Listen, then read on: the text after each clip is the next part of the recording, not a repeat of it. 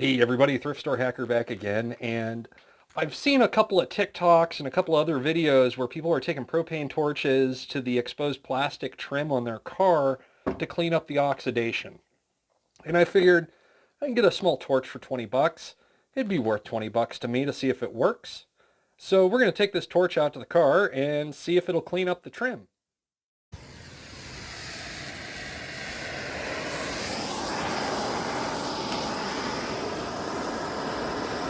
Oh my gosh.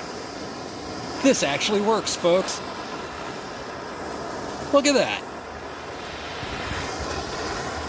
Albeit we're probably just burning off the top layer of oxidized plastic. But look at that. Cleaned it right up. I am utterly shocked. Well, there you have it, folks. That hack actually works. So that's all we have for today.